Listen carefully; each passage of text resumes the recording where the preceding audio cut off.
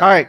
Good morning. I didn't respond to you Good because I was morning. like, we should be saying this shit in front We of the should microphones. be. And you're Yes. wasting it telling me sorry. pre-show. I didn't know you'd be interested. Sometimes I say things and it's like, oh, this isn't interesting. Well, this was interesting. So, gosh. so welcome everybody. This is Youngstown's Talk Channel. This is Joe and Kelin.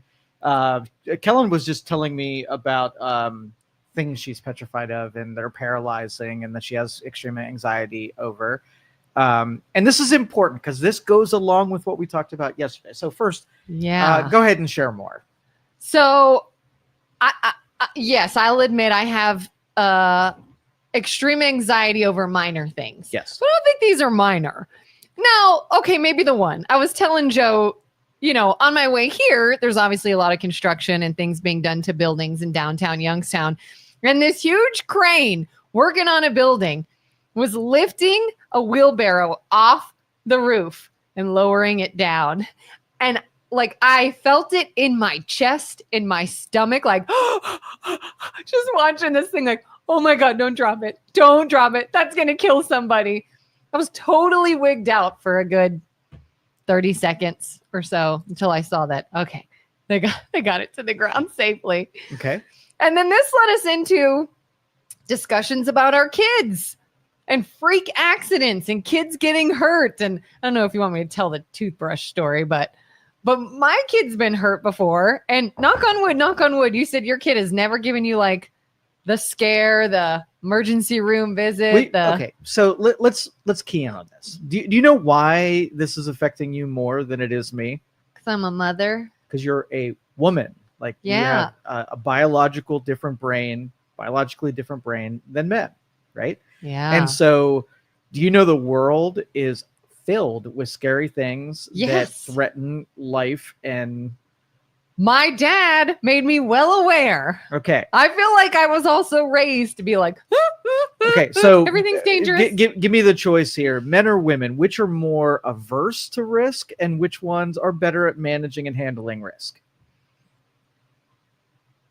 I feel like you want me to say that men are better at handling risk. Men are better risk takers. That is accurate. Well, they're better risk takers. Yes. What do you mean by handling risk? Do you mean know something is risky? Like when you see a wheelbarrow at 40 feet in the air, not freaking out about something that hasn't occurred, maybe has a potential of That's occurring. a risky situation. Okay, so do you think that women are better or men are better at handling risk? Because that the wheelbarrow suspended in the air would be handling it. I mean, I handled it. I didn't wig out. I didn't crash my car. Really? It was Listen, effective enough that you was. came and shared it, that you had anxiety bubble up. Yeah, it was scary to see. Okay. All right. So we were just talking about women in the military and women participating in professional endeavors and women integrating in more areas. And so would you prefer in professional settings to have people who are more risk averse or risk taking? I think it depends on the situation. Okay. Like there are some situations where you're like, we can afford to take some risks. Let's be aggressive and get something done. And then there are situations where you're like, it's too risky. It's not worth it. Okay. So a foxhole where people are shooting things at you. Would you consider that a risk? Yeah. Being able to perform your duties in the face of dangers, high probabilities of injury or death. That's risky. Yes. Okay. All right. Just wanted to point that out. I wanted to, parlay it into what we were talking about yesterday. Yeah. And taking people who are wired differently, that have propensities for different things, and forcing them into arenas where they are naturally going to have to overcome what their biology is telling them to do. Like I couldn't, and I tell my husband that all the time when when we think back about things he did in his military career, like I'm always saying, why would anybody jump out of a perfectly good aircraft? Mm-hmm. That seems pretty risky. I'd never do it. Would you agree then that innovations happen because of men? Yes. Okay. And women. Innovation happening. Do you think most of the innovations happen because men are willing to go into dangerous territories and throw caution to the wind and not freak out about how it doesn't exist or can't exist or what are the dangers of it existing or what about this?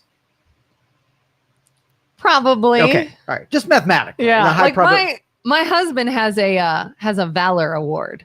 And anyone who doesn't know, like, to earn a Valor Award in the military, he describes it as, I did something stupid while getting shot at. Yes. Did something that was a big deal, saved people, whatever. And it's a whole story. He can tell it, but I'm just like, yeah, I don't know if I could have done that. Right. You know, like, exactly. There are certain I couldn't even things. sign up for this. But there are women who can curtail their biological responses and overcome them. Yeah. With practice and training and whatever. So it's not, would I prefer to have someone who is wired for something or is overcoming something when it really matters and, really important functions? I want the person that has the wiring for it. I don't want the person who's just putting on the performance of doing the thing in spite of what they're really feeling. Yeah. So there's a middle ground where people who are pretending can pull it off. But when it really matters, then I want the person that has the proper wiring for it. Yeah. Like, intense situations, you can adapt in the moment. I was just talking about, we've had one, knock on wood, God forbid, we've had one scary instance of a kid got hurt, run to the emergency room. My daughter fell, gashed her face, like right by her eye. And I remember how scared I was and how freaked out I was. But once I realized, okay, she is okay, things are stable, we're going to keep pressure on this. I was already in pajamas, so I was like, I got to go get dressed. We got to get her to the hospital. I remember seeing how scared she was and thinking, I can't be me in this moment. I will wig her out. And I remember her moving her hand away and seeing the gash, and everything in me screamed. I was freaking out inside, and I was like, okay, I want you to keep pressure on this. I'm going to go get dressed. We're fine. We're going to get our shoes on. We're going to go to the hospital. Okay. We're fine here. And I looked at my husband and I said, do not let her see that. Do not let her look in the mirror. And I went in my room and was like, oh my God. But I knew, like, I have to have a poker face right now because she is so scared and she's crying and she's looking at me and she's watching my reaction. I was like, I'll be right back. Yeah. So for short, sustained elements, Yeah. long periods, like if you need someone in the game for 48 hours and have to maintain composure over that period of time, I'm picking a guy. I know they can put that in their compartment and perform the duties, and you might develop PTSD later on because of everything you held in. To this but day. You're willing to damage yourself and your brain to perform in that function. Yeah, like in that moment, I was proud of myself. I was like, I poker faced up. I kept it together because that is what that moment called for. This was several years ago now. Years later, I still, if I hear the kids roughhousing, I get very anxious. I'm very on edge. Quiet, everybody calm down. Like it's definitely still affecting me later out of it. And I think that's common too, men and women. Like, don't you think it's kind of common for just our human psyche years later to kind of wig out about something that we weren't able to, for whatever reason, process in the moment? No, that's a phenomenon carried only by one of the genders. Totally. Not true. Totally. Look at veterans. How many veterans are suffering from PTSD and wigging out years after whatever happened? But that's actually breaking the function of the brain, right? Willing to, almost like if you get your arm shot off, right? It's not that you're reminiscing, right? You willingly did damage to your body for the function of the job. It's not pulling something out that you weren't thinking about and reminiscing about it. It is breaking the function of your brain. How is one breaking the function of the brain and the other is not? It is not. If I experience something that I find extremely traumatic and years later it bothers me. You are fishing a memory out of your memory holes and willingly bringing it in to reminisce that moment. So something happens, reminds me of that moment. Mm-hmm. Now I'm uncomfortable. Yes. So you take a veteran. Something happens, reminds them of a moment. Now they're uncomfortable. That's not It's the not, same no, thing? it's not. It's processing the information gets broken. So it's all information and it goes through our little functions, right? Mhm. And either you're using your real functions, how the brain operates under normal circumstances, and then you have a broken brain. So if somebody's walking around and they hear voices, are they really hearing voices? Probably not. From a third party perspective, they're not hearing voices. There's no voices, but to them, that's as real as it freaking gets because their brain is broken. It is processing information incorrectly. Now, reminiscing and having memories and dredging up things that have happened before, that's a willing function. Do you have memories? Yes. Can you bring them up if you want to? Yes. Can you feel bad about them the second time? Yes. You're not broken. Those are all normal, natural functions of how the brain operates. Okay, so when you see something traumatic, are you supposed to react? Yes, the brain wants to save you from danger by reacting. Yeah. You can either, like what you did, hold it down and let it bubble up later, right? That would be letting your brain, not holding on too long so there's damage being done. And then men will keep it in, break their brain so they never respond to that thing. Now they have a broken piece that doesn't allow it to process information the same way that a normal brain would. So basically you're saying they kind of they choose not to process it. Mhm. They're like, nope, not even letting you work properly. Yes. And then later it's like, I'm broken and now I'm wigging out. Well, no, the function is dead. So the response that they get from whatever happened to them is a different response than how the normal brain functions. Because now they can't process it. They're not processing it. Like they're not going to. Got rid of their processing ability. Rewired their total brain. We had a great conversation yesterday about rewiring the brain. And let's just say you have ADHD or is it possible through practices and rehabs to rewire your brain completely? And I asked probably, 10 people whether or not they thought it was possible without any kind of chemicals, if you could just practice your way into having your brain be rewired. And about 50% of the people said, no, your brain wiring is static. What it is. And I believe that it's completely dynamic and you can rewire over and over your brain as much as you need to. Yeah, I think absolutely it's possible because how else would you learn something? Exactly right. You don't just stay on this one level of knowledge your entire life. You can practice something and now you know it. Right. If you can't do something and you practice and now you can do it. Right. You change your brain. So that's way, if you have a soldier who broke their brain, could they rework it so that they can unbreak their brain without chemical dependencies? And I think they can. Yeah. It might take a long time. Right. But just knowing how the brain operates and you swing a baseball bat for the first time and your neurons are firing and they have weak pathways and weak firing. You swing that bat every day when you get home for 1,000 days, and those pathways are more developed and they're firing way easier because your brain saw you were trying to do something and it gave it all of the infrastructure in order to do that thing way easier.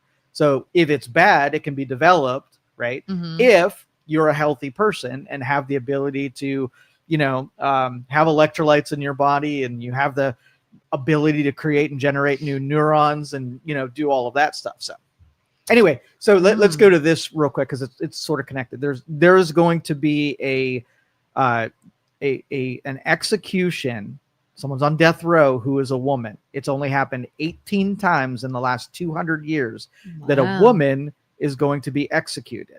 So it looks like, the feminist movement is working and we're making sure that we have equal representation in who is killed off.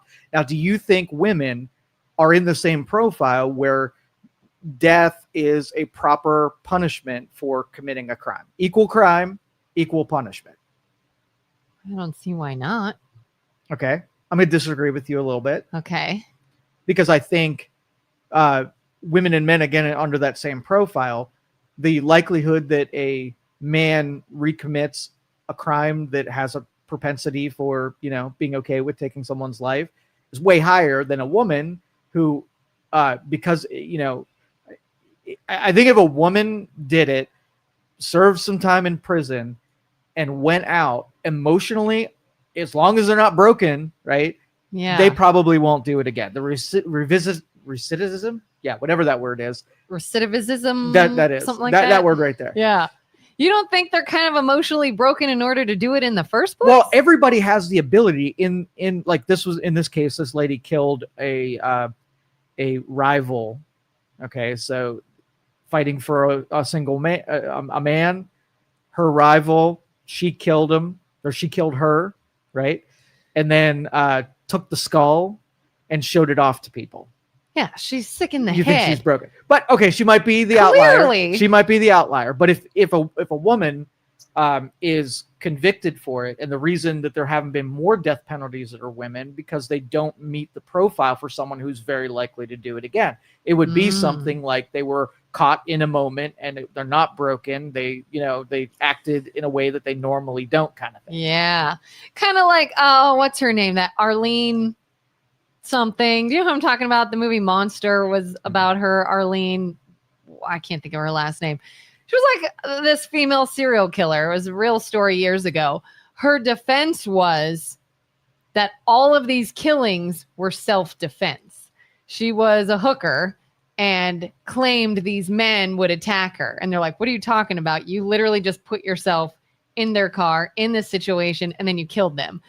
And she's like, no, I might have been there to do a couple of things with them, but I didn't say it was okay to do what they did. And I don't even know. It's this whole thing. There's a movie about it. Broken, you're like unable to fix her and sentence her to death, or a different situation, do you think? Well, I think it's a lot. Again, same reasons with the PTSD. If you profile that person and they have no remorse and you can see they have all of the same elements that would allow them to do it again, then that's someone that you kill, take them out off of the board, right? Because if you let them out of prison or you don't kill them, then they're going to absolutely do it again.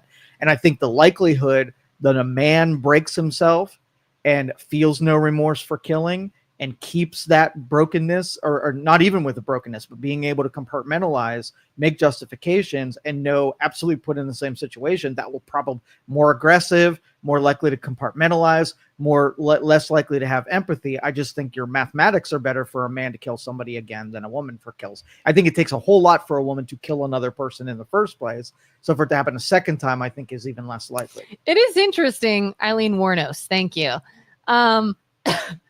You have people like woman on death row being executed for murdering someone. Gypsy Blanchard is free and killed her mother. So what's the difference? One is like, well, I could see how you would snap.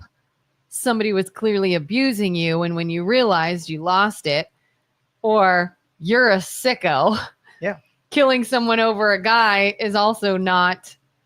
Yeah, I think women in the court system, no matter what, they get extra, little bit less sentencing, a little bit easier on them, whether it be from child support and who lives with who to everything from when they commit crimes of violence and whatever. I just think they have an easier way just because of our culture. Yeah, I mean, there probably are some crimes that I don't know if I would give them legal leniency. I would feel differently. But you don't think that by default women get more lenient? Everything from put in jail, like would if somebody got pulled over, did the exact same thing on either side of the gender spectrum, do you think the man has a higher probability of it escalating? Right? Probably, yeah. Okay. Yeah, I could see like a young girl that's clearly scared and I'm sorry, probably being let go, being treated different, talked to different, right? Yeah. Different levels of incarceration, different levels of punishment. Yeah.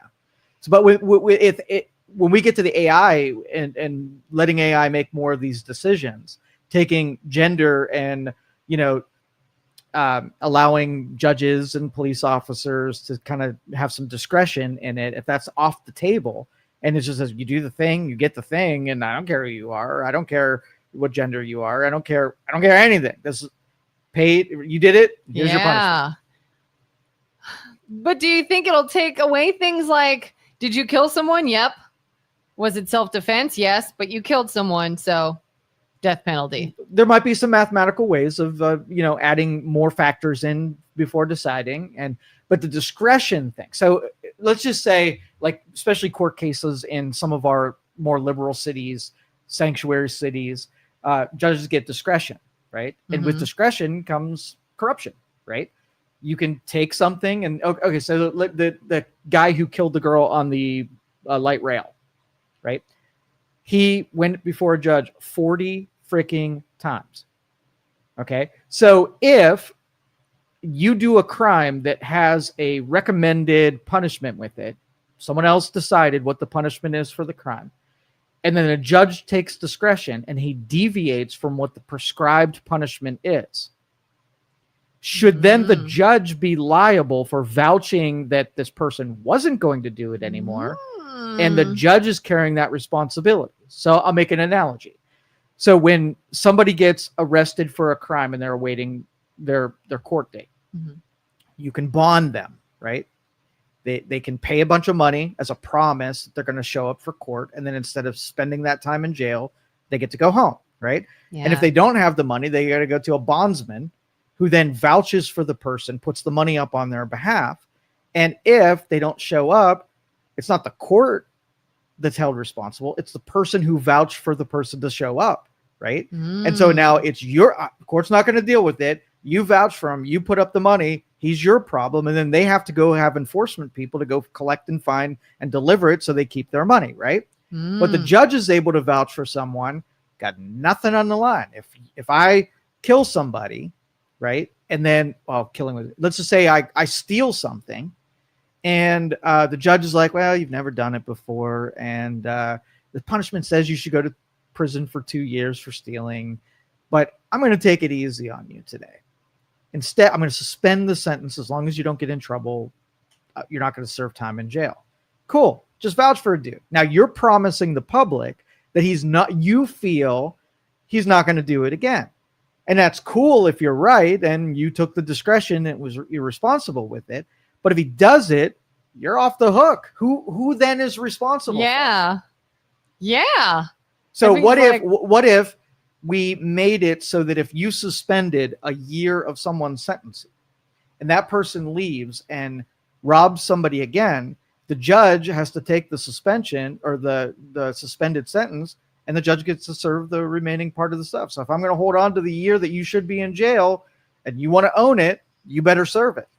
I mean, couldn't you then sort of get in this slope of like, what about the defense attorney? Hey, you defended him and you made him seem like somebody's got to be trusted. Responsible. The public says we owe 2 years of somebody going to prison. If you want to jump in prison for him, that's fine. But there's 2 years that somebody owes the public for someone having committed the crime. And that would have people take serious vouching for another human if you're the one who has to pay. So if someone co-signs on a loan for you, right? They're vouching for you that you're totally going to pay it. If they don't, who pays it? The person who freaking vouched. So the public has a good relationship with vouching for people. But in government, right? In judicial, it's like, oh, I was wrong. Uh-oh, sorry. I don't even I've had instances where people will say, oh, I'm trying to get this job. I'm going for a job interview. Can I list you as a reference? You better be real sure you want me as a reference, because I'm going to be honest. Right. Because I don't want to tarnish my professional reputation if someone's like, you vouched for this person and they were terrible and they were late all the time and they never got any work done and they blah, blah, blah. And I was like, ugh, I don't want that to be me.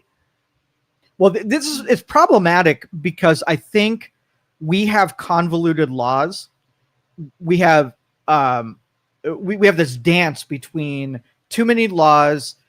Everybody's guilty of them. We can't throw everybody in jail, so we have to give discretion to the people who throw that out there, because we can't do everything that the law says. Yeah. So I'm like, well, you better get better laws. You've got these really smart people who all they do is create new laws. They get trapped where everybody's guilty of everything, and so we can't follow all of them. It's almost like, let's see. Let me think of a good example of this.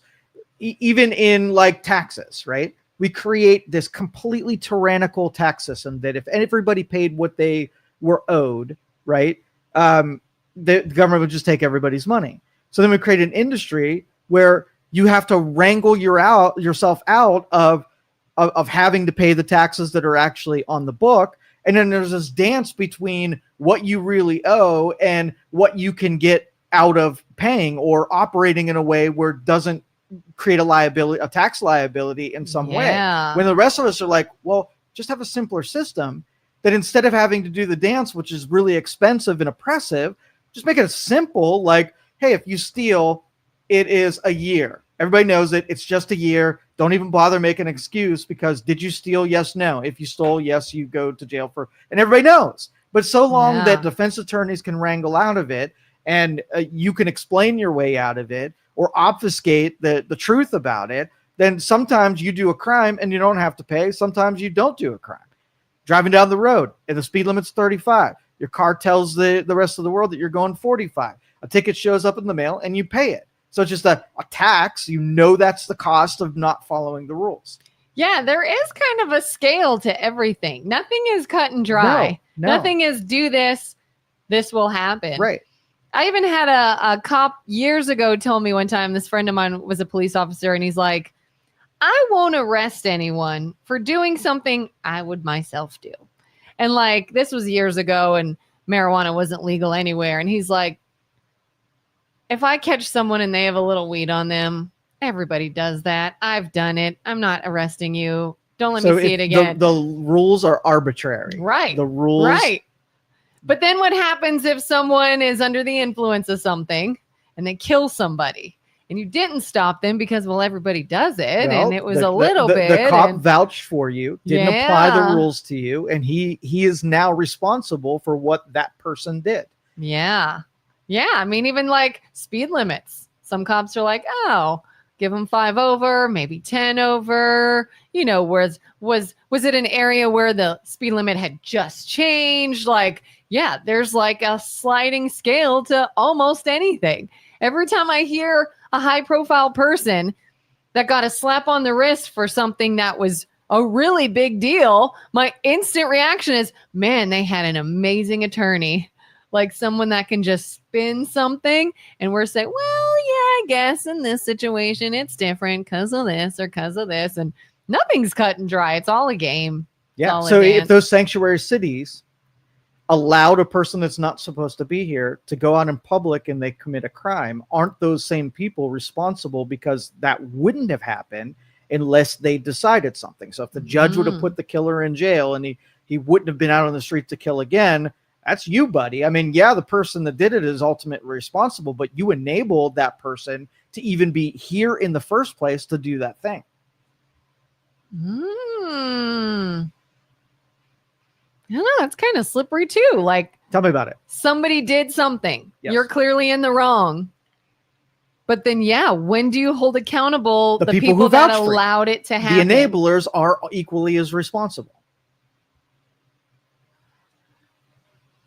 So if you recommend somebody to some, I don't know, business, whatever. Yeah, I can vouch for them. They're a good dude. And they royally mess up. Maybe they steal from the company or something. But you were like, I never saw any signs of that. Like they were the model person around me. Do you still think you should be held responsible? If you vouch for someone for a very specific thing, I won't vouch for it unless I know it to be true. So if someone says, have you ever seen this person steal something? I would say I've never seen somebody steal something. If you said, are you promising me this person isn't going to steal from me? You've made a commitment. You vouched that, no, they're never going to steal from you. And then they steal, you're on the hook. Yeah. Right? When a judge is taking someone that would be in prison and putting them on the street, right? They are promising you that because they're putting them in the street, it's completely safe. They're safe. And if the judge doesn't know, then the judge needs to follow the law. Like this guy who killed the girl, he'd been arrested multiple times for what? Like armed robbery. Yes. And I, as the judge, am telling you, he won't actually shoot you. He won't do it. He pointed a gun at a few people, but I don't think he'll actually kill you. Exactly. So that's the commitment you're making when you inflict something that reasonable people would say is very likely to happen. And that should be nobody's willing to vouch for. So the bondsman, right? If the bondsman it has $100,000 they got to put up on your behalf, and they're like, dude, this guy's going to freaking run tomorrow. If they know that, would they put up the $100,000? No, because if they're on the hook for it, they're only going to give it to people when they take precautions that make it very unlikely that the person's going to do the thing. Have you ever worked as a bondsman? No. I don't know why I wondered that, because you've had a lot of really interesting jobs. I would love to do that. Dog was the best. Dog the bounty hunter. The bounty hunter? Is that what he was? A bondsman? Yeah. I don't think I realized that. Yeah. I've seen one bail bonds business, and there's like bars on the window, and it's always in a sketchy part of town. Those are the people that likely need bonds. Yeah. In those areas. Yeah. Oh, gosh. I don't think I could. Yeah, you're always dealing with criminals. What other business do you think you're always dealing with criminals? Besides, government. I had to take that. I had to take that. Dale says, unfortunately, there's laws on the books that allow for immunity to the judges, lawyers, etc. Yeah. We got to remove that. We have to make it so that somebody ends up being responsible, because the trust to authority means that, for instance, even with what's happening in Congress right now. So those guys shut down the government that affects everybody, but somehow they're immune from it. Doesn't affect them at all. Yeah. So they're not going to take it very seriously if they don't have skin in that game, where if they're like, hey, we're not going to be paid. Our shit's going to be shut down too. But they can inflict that on everybody else. I just saw somebody sent me a video yesterday online. Apparently this is just now going to trial. It was in the news, I guess. I don't even know how long ago, maybe a couple years ago now. You might remember a 6-year-old brought a gun to school and shot his teacher. So there was a teacher, and there had been talks leading up to this shooting that they believe this student brought a gun to school. And they told the principal, this other woman, they said, so-and-so, there's like buzz around the school that this kid has a gun. He doesn't have a gun. We're fine. And then a couple hours later into the school day, hey, this little girl is just crying. This kid just told her, I have a gun in my pocket and I'm going to shoot so-and-so. And if you tell anyone, I'm going to shoot you. And now she's crying in the office. And again, the principal's like, you can't fit a gun in your pocket. Go back to class. This is ridiculous. And I think a third warning was made that somebody else heard this kid has told someone he has a gun. And nothing was done until he got to the class and shot this teacher. Mm-hmm. Thank God she's okay. She lived. She's now going to court suing this principal because the school board has immunity against any and all personal injury lawsuits. Mm. Do you think that's right? I mean, obviously, I would still be mad. Nobody should be protected. I was like, nobody. Wow, I did not know that. Nobody should. How do you feel if you find out your school board has immunity from any and all personal injury lawsuits? Well, that doesn't. Why? Like, just the whole idea of we need immunity for this is like, ooh, that doesn't sit Notice right. Who usually does that is government officials. They take immunity on themselves so they can break the freaking law.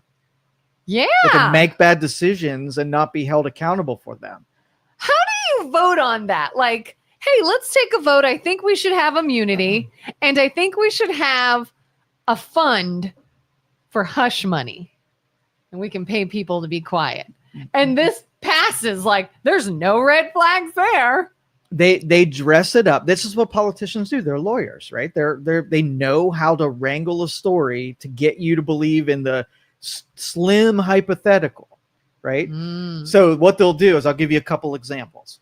So number one, rape and incest.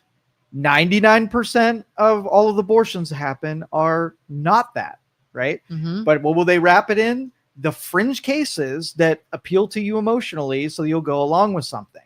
So I'm a school board member, and I'm like, you know what? I can't do my job. I've got these people that don't like me. Sometimes I have to make bad decisions, and all they do is pepper me with lawsuits. They're fringe. They're not even real, but they're trying to bring down the school board. So we got to give ourselves immunity so these people will stop with their crazy lawsuits that don't make any sense. And everybody's like, yeah, that makes total sense.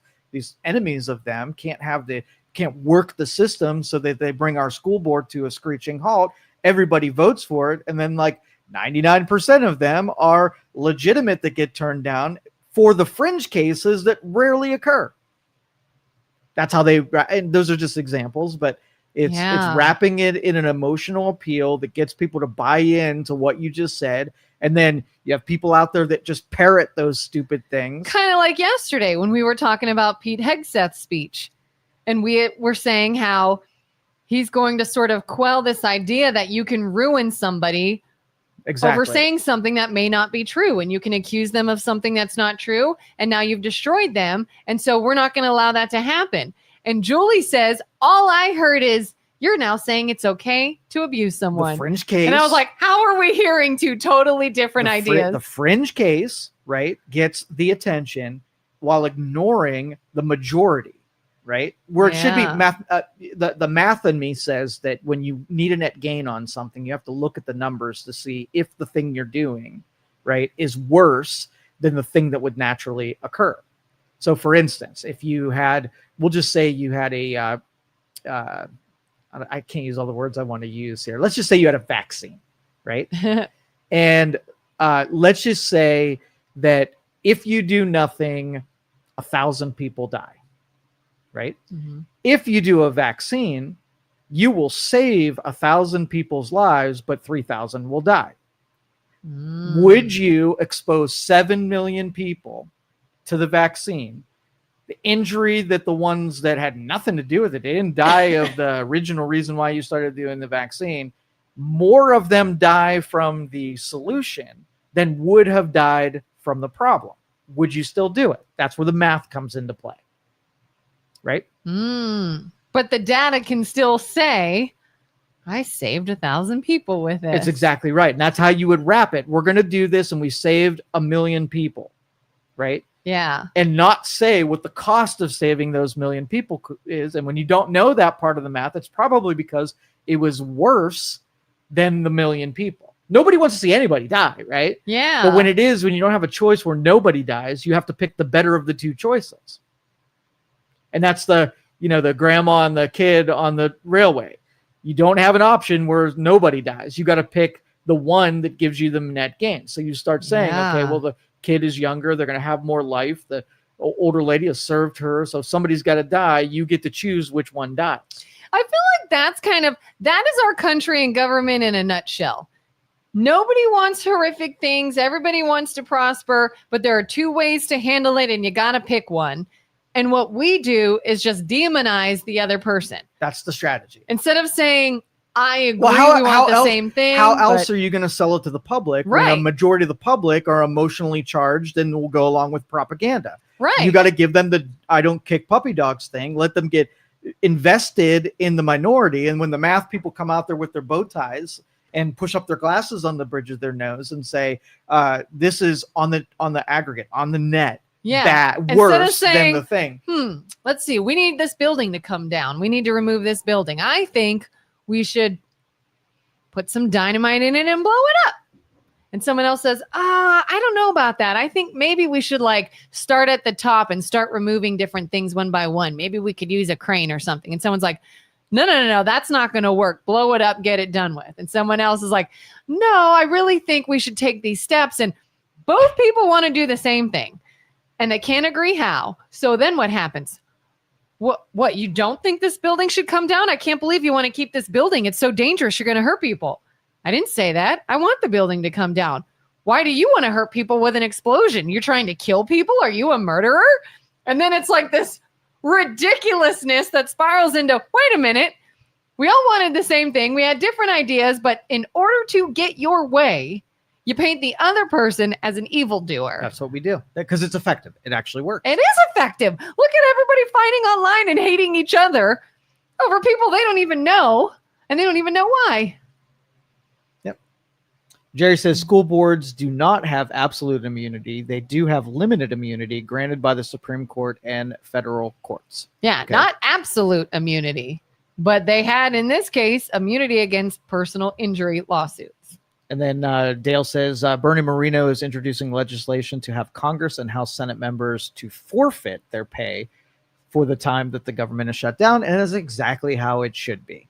You don't work, you don't get paid. Because this back pay thing pisses me off. But who's voting on that? The people so who would lose their money. It'll be a token where he'll throw it up there and I'll be like, no, dude, come on. Yeah. Do you think you're gonna go, hey guys, let's all, do the right thing here. Let's give up our pay. Next you're gonna say term limits. Ha, he's so and everyone's silly. like, yeah, let's vote on that. No.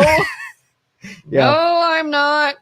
But even like the government shutdown, where the government runs out of money, so they stop paychecks going out to federal workers. So the federal workers can't go do anything. And then they go back to work and they get back pay for having not done something. That does not seem very, literally, I think they're probably like, okay. Yeah. I'll go home for a while and then and they all say, money. I couldn't even go to work. I would have gone totally if you would have let me, but I couldn't. And they're still going to get paid for not doing any work. This is the fruit of the dumbest government that is imaginable. This is so stupid. And it's all, like I said, it's just a game that they're playing. Yep.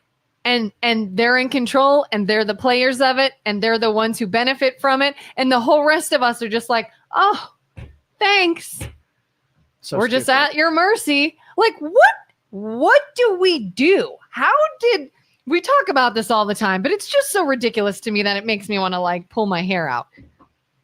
How we got here and continue on this path. How is it we are so trapped? It's supposed to be like, by the people, for the people. We have rights. We have freedoms. We can vote. Everything should be what we want. What a joke. Because I'm sure nobody wants what we have right now. Mm-hmm. We are so trapped and there's nothing we can do about it. How is that a thing?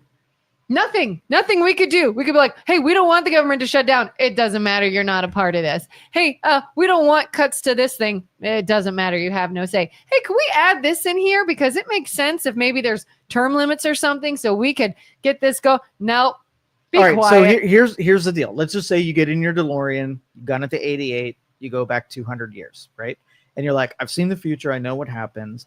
Now I got to talk all of you people into not letting what we ended up with happen. Here's the wisdom. I'm going to tell you exactly what to do. All you got to do is do it. Now you have the information, right? Mm-hmm. Problem number one, we don't listen to wise people. We listen to really stupid people. We vote for people who probably listen to manipulative people.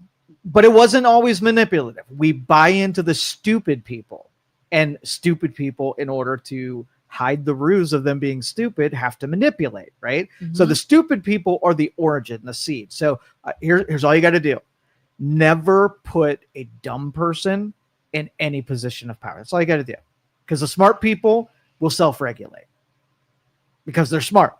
Dumb people will just do really dumb people things, and everything they touch will turn into dumb. So it's only advice. I can only give you one sentence of what to do. I can't really lay it out for you. Just don't make. Are they always dumb though? Or can they just be like, hey, I want power. I want to say, I want all this for myself. And I know all I have to do is convince you that I'm right and they're wrong and discredit them. And it's what makes them dumb. They know what they're doing sometimes. It's dumb because if you look out, a smart person will take and roll it out over a long period of time. Okay. So if you take a logic of saying, if I do this now and I do it forever and everybody else does it, is it good or bad? Right. So if I put a quarter in a jar and I do that for 10 years, right. A smart person will say, here's where I'll be at, here, and they'll be able to tell you. Right. Mm-hmm. If I'm like, okay, if I get pulled over by a traffic ticket and I can get away with breaking the law and not having any punishment. A smart person would say, what if I do that forever? And what if everybody else does that forever? And they're going to get saying, oh, I really shouldn't do that, because when it works itself out in the full trajectory of where we become in the future, if everybody does that, I don't want that. So I'm going to do a different thing here.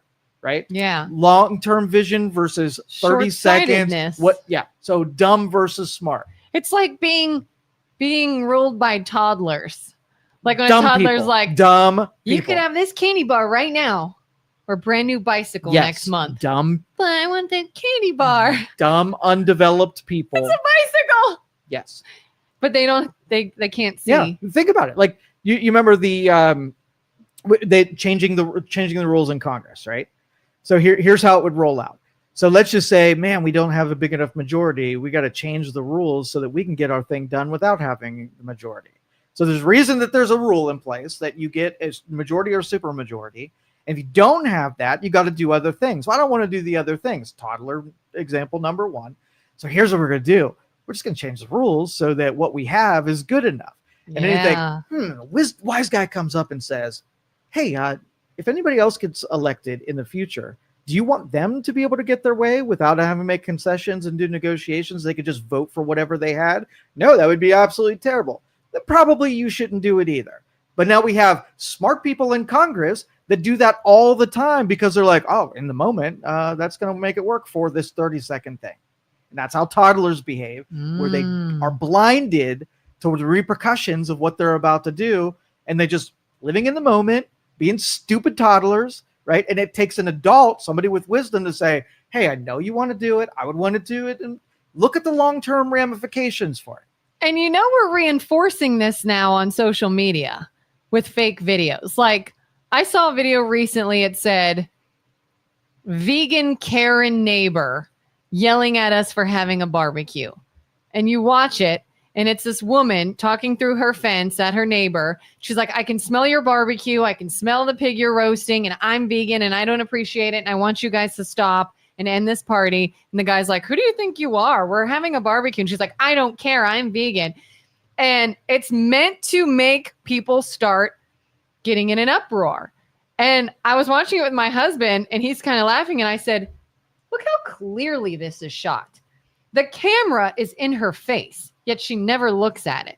There's no graininess. It's edited. There's voiceover. I said, this is a skit. This isn't a real neighbor yelling at somebody over a real situation. This is a skit they put on for content. And all these people were up in arms about it. I saw the same thing this morning, a video about Bad Bunny performing at the Super Bowl. And in what sounds like clearly reading, it sounds like Bad Bunny's voice, as though he's reading it. You can tell when someone's reading, they don't sound naturally like when they're talking. I have decided I'm going to perform the entire halftime show in my native language. I didn't agree to do this. If everything had to be in English, I want to present my songs in my language, and I blah, blah, blah, whatever. Now, is Bad Bunny actually thinking of doing that? I don't know. But this video was clearly not him actually speaking. It's not the first time anybody with a Hispanic background has performed at the Super Bowl. This is created because the creator knows, oh, we're clearly divided on this, and this is going to go ahead and sow some more discord, and people are going to go ahead and be against each other. And, oh, well, don't perform in America if you're going to speak Spanish. And someone else is like, oh, this is ridiculous. You're a bigot. And it's going to fight. And I was like, this isn't even real. This video was made and released to draw outrage. And I think we're back in that toddler mindset of, we don't think about that. We just see the rage bait. We see a video and go, oh my gosh, that's terrible. And totally forget that there are things like AI and voiceover and fake videos and fake information and fake comments and fake accounts and algorithms that push this out. So you see it, but somebody else doesn't see it, or they see it worded differently. And you think you saw the same video, but you didn't, just so you can fight. Do you think now we're just going to be stuck in that toddler mindset because we can't think ahead and realize, are we being manipulated? Is what I just saw real or not real? The genie's out of the bottle. You don't have a time machine to go back and stop worshiping stupid people. That's who's in control right now, and that's what you're going to get. And we're already there. So pointing out over and over the position, and I'm the cynic, so nothing's going to change that. It's not like we're going to like, oh, you know what? We decide today, I decree that all stupid people are kicked out of society, right? They're gone, right? That would be the only solution. We're not going to do that. So it's going to be like if we took a smart person, Elon Musk, probably the smartest person that's in society today, right? If we have the ability to recognize his intelligence and his ability right now and make him a hero and make more Elon Musks into heroes, then that's a good trajectory.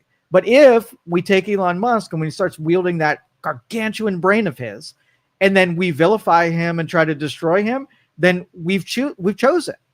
Yeah, because there are people out there that would say Elon Musk is stupid and doesn't know what he's doing. We had members of Congress. Why would they feel that way? That's exactly right. Like, I'd love to know, and if someone's watching, if you honestly believe Elon Musk is actually dumb and not smart and incompetent, I'd love to know why.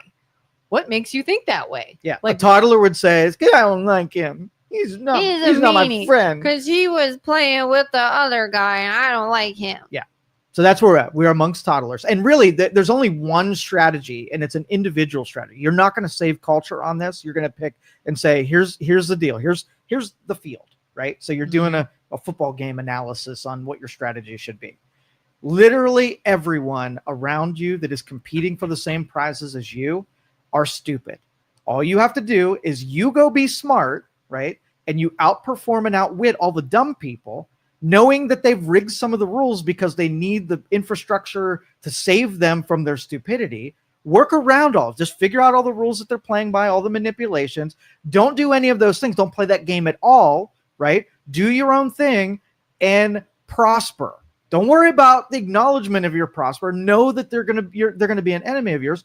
Just go defeat them with your big brain, and that's it. They don't control all arenas. So if I wanted to be a basketball superstar, I would not go up and play against a professional basketball team. Why? Because all of the rules are written for people who are stronger, faster, and can shoot better than I can, right? So if I want to go be supreme at something, I would go probably against an 8-year-old league, right? I know that comparison-wise, if I know they're all worse than me, I know that I can freaking dominate. And I'm not going to feel bad that I'm not playing against NBA. I knew that the deck was stacked against me when I chose that. I'm going to go dominate in the areas I could. And the major area that anybody can dominate right now is you're surrounded by stupid people everywhere. Go dominate with your big brains, get totally skilled. Don't feel bad because they're if given the choice, they will crush you, right? So when you crush them, don't feel bad about it at all. Do you think our society is putting out fewer and fewer smart people? Yes. Like, I mean, you're not really just born intelligent and smart. Right. But as a parent, you can go make smart kids if you want. I made a smart kid. I started out when he was 4 years old doing everything that makes someone smart, teaching the logic and critical thinking skills to not teach him what to feel, but how to figure out how to feel and what you like and what you don't like and what's right and what's wrong. Came up all those conclusions on his own. I did zero programming whatsoever. I taught him how to do science and mathematics, quantum physics, and how to frickin' think. And he's going to become smart because I intended to do that from the very beginning. But if you have dumb parents, you're likely going to have dumb kids. This kind of brings me to a topic I was thinking earlier today, because I saw an interview recently where they were discussing gentle parenting. Yeah. And anyone who doesn't know, gentle parenting is basically making sure there's no yelling, dare I say, not really any discipline. It's focused more on redirection. If the kid is hitting, throwing something, mouthing off, misbehaving in any way, you don't really explain to them that what they're doing is wrong and bad and give them a consequence. Instead, you just say, we don't do that, and you redirect and you give them something else to do. Okay. And I have said in the past, this is such bullshit. Okay. And in this interview I watched, there were two women in the education system that are like, we've got to stop this gentle parenting. It does not work. Children believe there are no consequences. In fact, they are rewarded. When somebody does something, they hit a kid, they throw something, they do whatever, and you say, don't do that. Here's a truck you can play with. You rewarded that behavior. How do you feel about this? All right. So science is always my answer on things like this. So if somebody says gentle parenting, I say, I want you to give me an example. I want you to pick some of the people who are doing this gentle parenting. I'm going to follow them around for 30 days, and I'm going to audit whether or not it's a functional insight. If you can see an example of it, then you can replicate it. So let's just say I read a news article that said the eat Twinkie diet, like eating Twinkies makes you feel good, and it will contribute to your health. You can make that claim, and it sounds great. And a lot of people are going to be like, yeah, I want to do that. Cool. I will follow you around. What's the result? Okay, the Twinkies make you healthy and lose weight. Okay, cool. Show me it done in practice. I'll follow you around and I'll see what the actual result is. And it's easily auditable.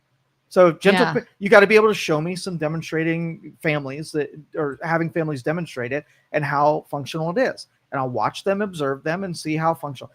My gut reaction is that you're creating a little asshole that maybe when you're doing it is completely thankful because you're not giving them any punishments or whatever. Yeah. It's the cost of not giving any repercussions or whatever consequences. When they're the other 23 hours of the day, are they complete melting down assholes that don't know how to get guidance and direction and be led by anybody who's smart? Probably bad mathematically. Yeah. And when they're raised in an environment where they don't feel a consequence, and then they're out in the world with people that'll give you a consequence real quick, they're going to be like, what the heck? What is happening here? I don't understand. But you refer to that, but we've removed consequences from public too. So we might say, remember the teacher said, you're not always going to have that calculator, and then calculators are everywhere. Yeah. So parents refer to some kind of consequence that when they get there, like, oh, my parents said that I couldn't be an asshole because there was going to be all these consequences. I just stabbed a girl in the neck and I'd probably be let go in 4 hours. There's no consequences out here either. Oh my God. So who's more right? True. That's true. Because I'm thinking one of the things in this interview they said is these kids are going to become labeled. They're difficult. Nobody wants to be around them. Adults don't want to work with them. Like you said, they're little assholes. So you as a parent are going to say, hey, you know what? I'm going to give you consequences of action. You're going to be able to have discipline and responsibility. Everyone else out there isn't. So go dominate them with the intelligence of the I'm going to get you. Don't feel bad when you crush someone because they can't manage them. They melt down every 2 seconds. They're in the corner crying because they can't believe that bad things are happening to them based on their decisions. And while they're over in the corner, you could be dominating them and crush them the minute that you can. Crush them.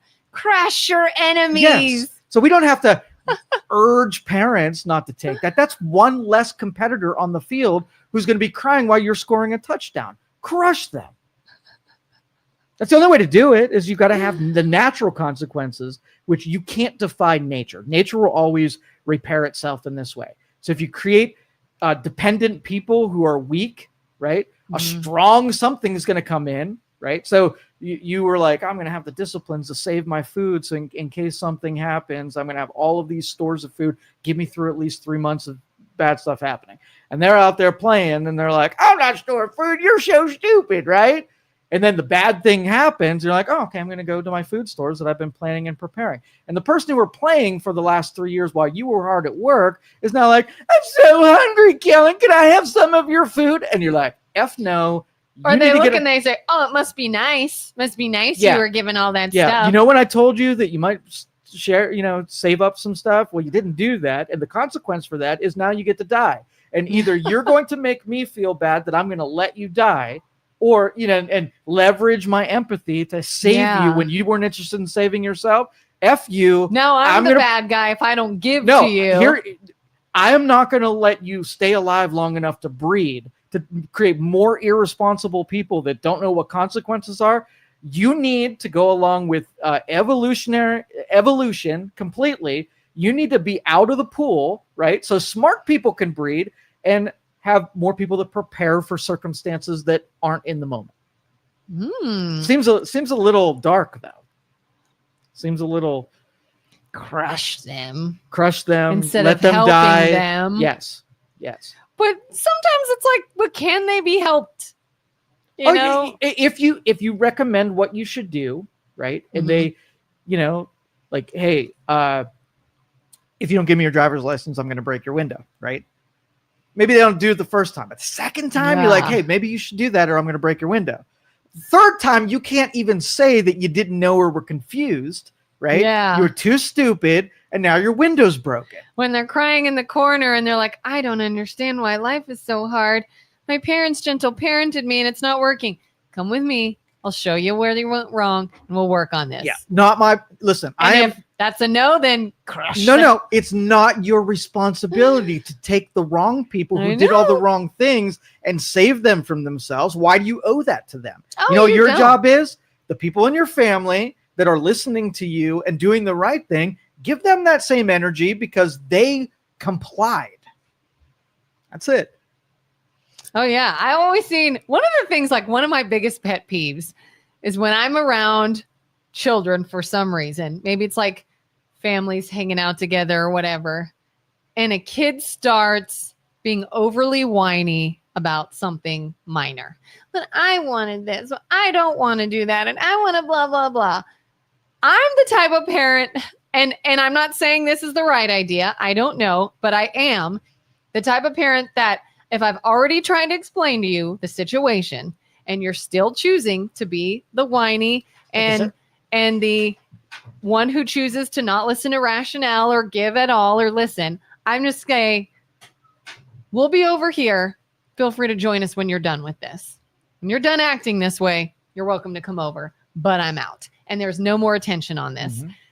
And then you ultimately see a parent go and sit with them and, well, do you want this? And what do you want? And I was like, please don't. What are you doing? Like, all you're doing is validating them and making this behavior okay and giving them the attention they wanted. And you're still holding up everything else that we're trying to do here. I'm just like, peace out, yo. Nobody's going to hang out with you that way. And you know what happens? They suck it up because they want to come be included again. And they learn how to act and how to behave.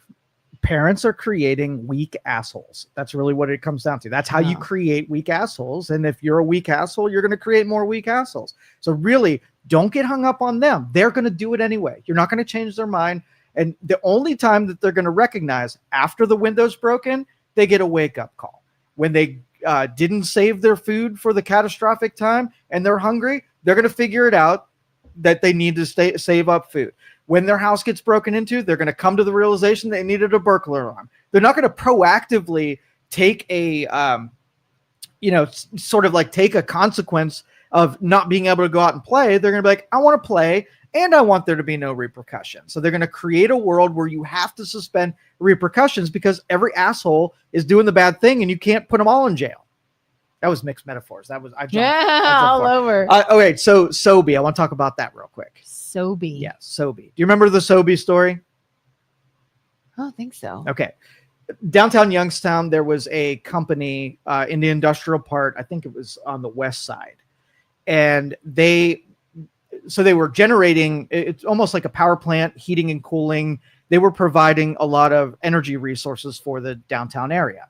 We still have these pipes that go under the road. You ever see in New York City when the steam comes out of the manholes? It's because water is boiled and it's sent out to the city, and all the buildings use the city provided hot water to heat all of their buildings, right? Uh-huh. And Sobe was providing, I think there was 30 customers downtown, buildings that took heated water from this plant for the downtown buildings.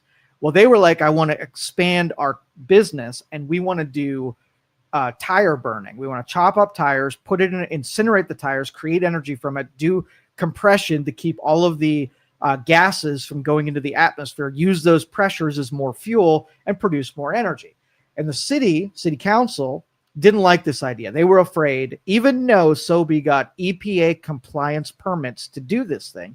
City council was like, we don't really like this. We don't want you doing this. And they put a moratorium on the expansion of Sobe. Right? So they couldn't do the part of their company that they wanted to do. Did that for about 2 years. Okay. So Sobe recently said, we're out. We're not going to pay on the heating part that we're supplying these buildings. You guys are going to have another supplier for your boiling.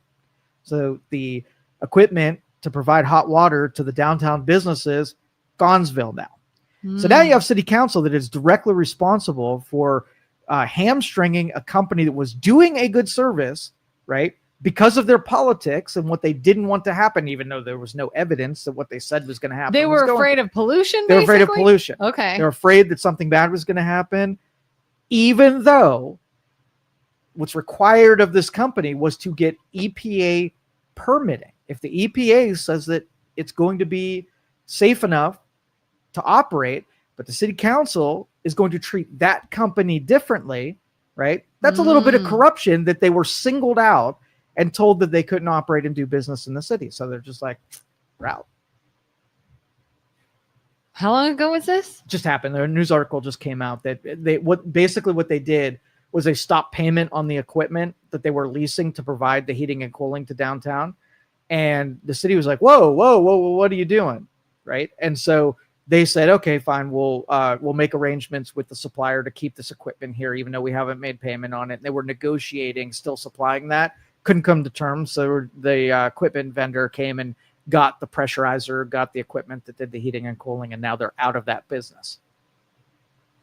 So what are they going to do? So they contracted or they spoke with YSU to use their systems to pump water in from the top side, the north side of Youngstown, down to downtown.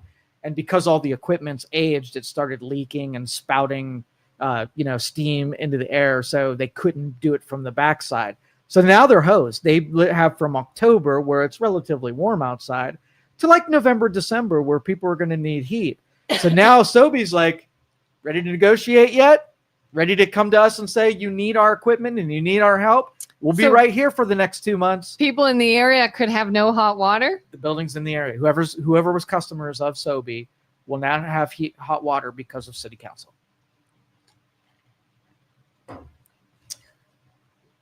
Your move, bitch. So are they going back to the discussion table then? I bet you the city council will be uber motivated now to be a little bit more considerate to a company that was willing to operate now that they need something from So them. when people have no heat or no hot water, their pipes freeze City and burst, council, thank you for effing over that company. can they sue city council? They have immunity from being sued. Oh, imagine that. Yeah. Imagine that. See how that works? Literally nothing you can do. We are at the mercy of all the leaders, and there's nothing we can do. How are we a free country? Oh, but I like this because there are immediate consequences for really dumb people on city council that didn't have the foresight to say, if we don't do this, we need them, right? Mm-hmm. They're a partner. We need to work with them. Instead, they're like, we don't need you. We're going to deny your permit and make life hard for you. And then all of a sudden, like, okay, well, I'm going to make life hard for you. Now you have natural consequences that occur, right? The consequence of being an idiot and getting in the way of commerce had the cost of what if that business decides they don't want to play anymore, and your life's going to get harder because now your constituents that don't have heat aren't going to go to Sobe and say, why aren't you providing this service anymore? Go talk to city council.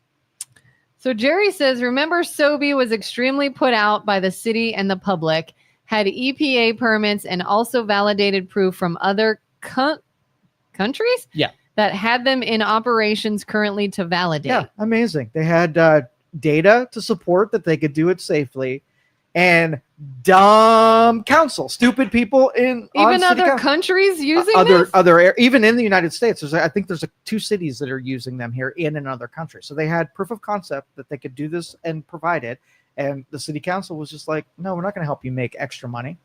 Why? It's a good question. I think the media should ask city council why they created this outcome. If they say, well, we couldn't trust that it would be incredibly dangerous for our environment, and then say, okay, well, how about these things that say they won't ask that second question. They'll just take the headline of it's dangerous because they went with that potential risk to environment. They went with that for a long period of time, that somehow you can claim the noble thing. I love the environment, and this is going to destroy the environment. Nobody asked that. Burning tires. That can't be good. Because when you started describing it, and as soon as you said burning tires, I was like, ugh. And then you said, but it's been tested and proved, and here's how it works. And I was like, oh, okay. Yeah. So innovators figure out how to deal with an almost unlimited resource in tires that will go in a landfill.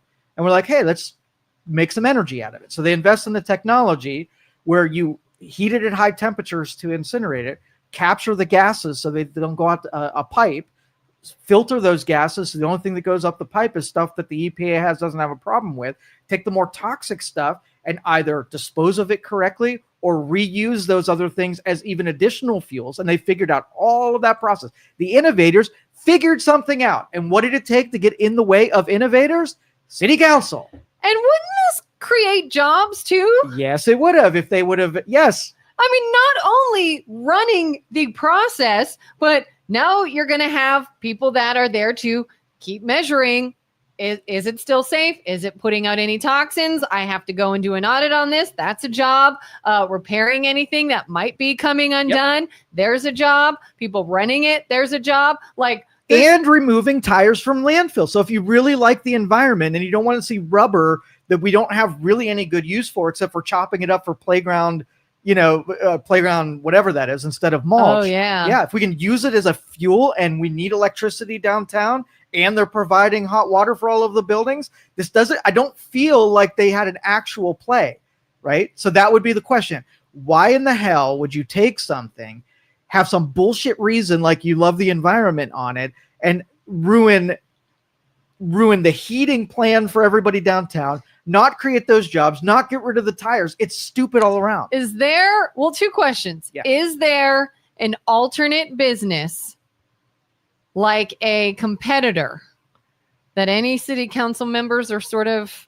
I don't know. I have no proof of there being corruption. I don't know that city council just didn't like them. I don't know if the city council was just reflective that people were scared of it. I don't know if there was a competing business that now they want to operate that facility. I mean, if you think too, like how things work on the federal level, is it something that they're like, this is a good idea, but I need leverage down the road, and when I bring this back, I will look good if I quill it now. This is a game that we play on a regular basis. It's called stupidity or nefarious. And every decision's either going to be in bad faith or just too stupid to realize. And if you're as a taxpayer and a citizen of any country or any state or municipality, if you're playing that game too often, like everything gets put through that filter, and especially if it's probably stupidity. We're being ruled by that class. Burning tires equals pollution, period. And I won't look at evidence to the contrary. Or how can I use this to my advantage in the future? But big middle finger to the city council. I love this, that they are sweating. Is there a member of city council we could ask and say, why did you all vote against this? Prior to inviting the MLO bros on this show, we might have had some friends on city council, but I'm pretty sure they all hate us at this point. Thanks, guys. So yeah, that... Run. I don't know if they all hate us. I feel like MLO bros have a following, fandom. No, the MLO brothers are respected because they will crush somebody, is what they are. So, yeah. So it's like better to be on their good side than their bad side. For sure. That's what everyone is. They're I'm not friends with them, but I'd rather be on their good side. If I'm ever held hostage, I'm the biggest brown noser. I will serve them coffee, and I might even help them with the crime. I might. It could be. Jerry says the burn-off residual would have been carbon black that is used for mascara pencils, pencils. Oh, etc. I believe it all went around people's votes in re-election. They took over Youngstown Thermal to save them, from what I read. Yeah, so we'll see. We'll see how this ends up. I hope it's not good for city council. It's the minute that I read the first article, and this is every bit of probably 2 years ago, I disagreed with the choices from city council. I don't care if it was one election that they had to play nice and pretend to love the environment. There was another 2 years of them watching slowly let a company decay because of their getting in the way. Like, it's okay. A moratorium is basically saying, we're not even going to talk about it. You're just suspended from operations for a year. And if you end of discussion. End of discussion. So it's not like there's more to talk about. Let's present your case after the election when the heat is off of us for election. Now we'll talk about it. They were like, nope, I'm shutting you up. You're muted for 1 year. What? How? Why? How can we do that? That's even a thing? Mm-hmm. It's not only... We're not listening to any appeals. We're not listening to any other evidence. Shut up and go away. Shut up and go away. We're not dealing with you right now. And then they're like, okay, hey, we're still on mute, and you're not going to have any hot water in 2 months. Do you want to unmute me yet? I bet you want to unmute me a lot right now. And if I were them, I'd say, because here's what's going to happen. Oh, in you know what? 2 years, you'll be begging me to come back. I've got this moratorium. I really wish I could turn some heat on for you guys, but man, this moratorium, I need to follow the rules of law. And now what's going to happen is when you do come crawling back, I want more money. Way more money. Free, public now apology. You're gonna pay. I want roads run in my honor. I want listen, I have a laundry list. Oh, but then you know what the politician could do? Look at this greedy company. Look at this greedy company that now is making you pay more. Don't yell at us for your bills going up. It's because they are requiring more because they're a large corporation run by a bunch of greedy billionaires. They're not a large tax corporation, breaks. by the way. I know, but that's how they're yes, going to spin yes. it. And yeah, that's the play. That's the play. And they could say till the blue in the face, we did everything we could to try to help. And you literally closed our mouths and shut us down. And now that we need more money, we're the bad guys. That's all right, how it'll switching happen. gears again. Let's go to Netflix. Did you cancel Netflix yet? No, why? What's Let's going on with cancel Netflix? All right, so this is, and I feel for Netflix here.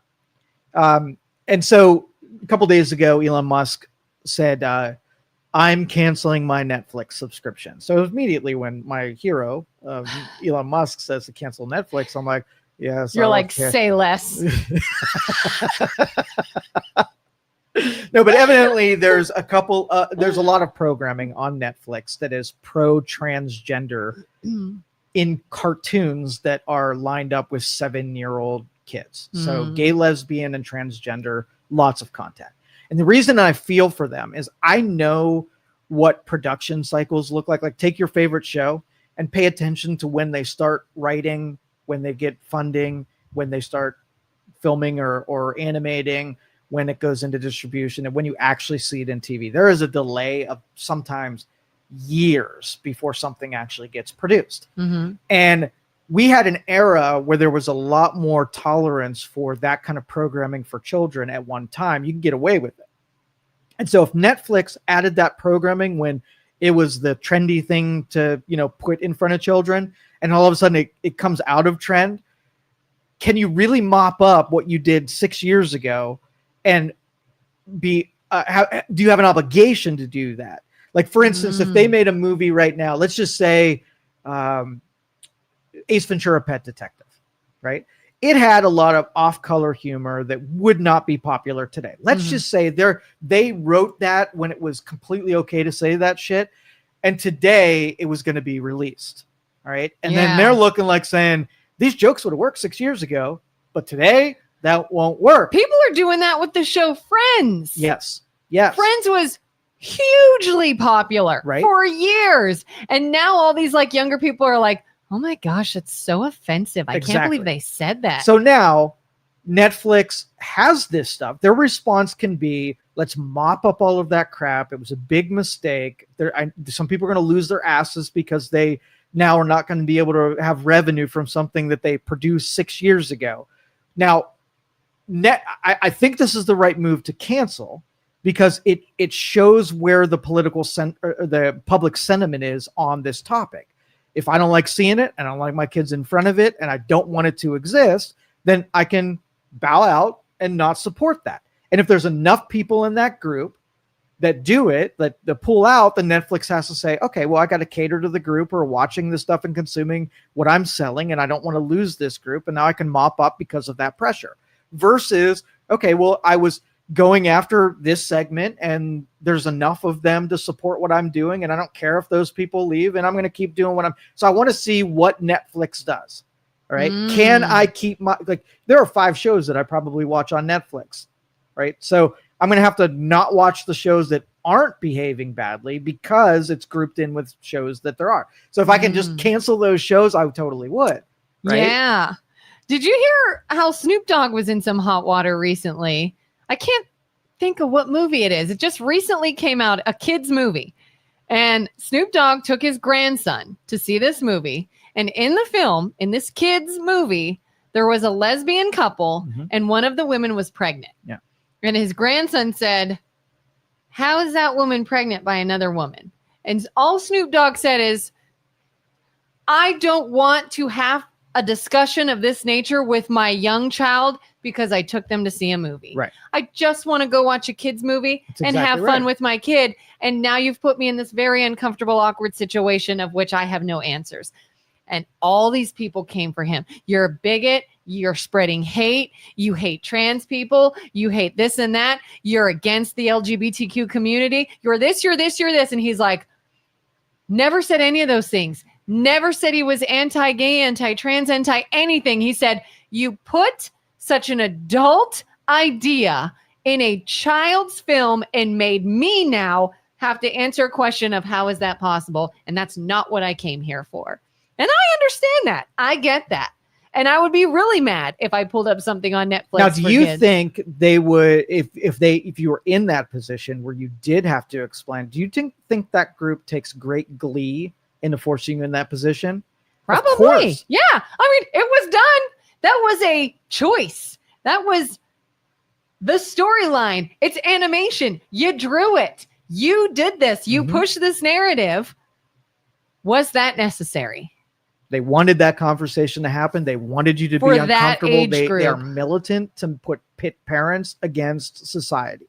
Either you are called a bigot and you represent good and normalness, right? Or you buckle and now you give the talk to the kid that everything's okay. Now they can push their idea that it's all about hate for people who aren't like you. And I was like, I don't care if it was a man and a woman. You wouldn't have a sex scene in a child's movie. Why? That's the very adult topic. You wouldn't have like someone being brutally murdered in a children's movie. That's a very adult topic. Yep. So why would this be any different? But if you do question it, oh, now you're just a hateful person and you're spreading hate and intolerance. Thank goodness that those accusations, since overused, will not be effective. And so call me a bigot, call me a racist. You call everybody that. I'm not special, and sorry you ruined your word. Yeah. Do you think people are getting less and less scared now to call out BS? 100%. It's not effective. Yeah. Like, I feel like we all used to be like, oh, I can't say that. I better not say that. I might get canceled. I might get in trouble. But the thing is that before I always felt that if someone ever accused me of that, I'd have to defend myself so that everybody didn't think that was true. But since it's everywhere, if somebody said it, I don't even think I'd feel the obligation to defend myself and say, anything. It would almost be, like I would say years ago, if I were called something like that, I'd instantly be like, that's not true. Oh my gosh, I want to fight back. I want to justify something. You're so wrong. And it's so overused now. And we're so in this like boy who cried wolf mentality that if I hear that, I just, we're done here.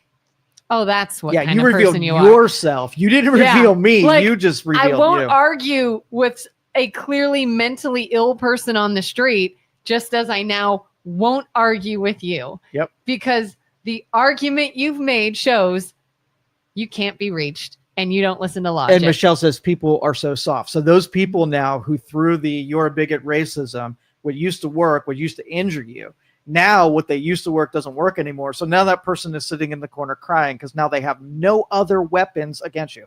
They didn't have logic. They didn't have to provide evidence. They didn't have to construct an argument. Now the word is uncharged and now they're crying in the corner. Yeah. Crush them, Kelin. Teach your kids to crush them. They are weak. They are single weapon, right? Once you take that weapon away, they're a puddle of pudding in the corner of the room. They're nothing. Squish them. I could use your input on a situation our house is in right now. Your house physically or the people in your house? The people in my house. In your house, okay. My daughter, who is in middle school, is going through her first official breakup. Okay. As much as you can be in a relationship and have a breakup at the age of 11. And it's not anything super unexpected. Obviously, you're probably not with the person you're going to be with forever at age 11. So we all knew one day this would happen.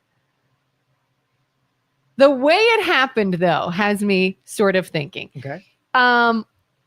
In a very childlike way, because they are children, did this kid go up to her and say, hey, I actually don't really have feelings for you like that anymore. I'm sorry. It's been great hanging out, but I don't want to be together anymore. I don't mean to hurt your feelings. Anything of this nature. No.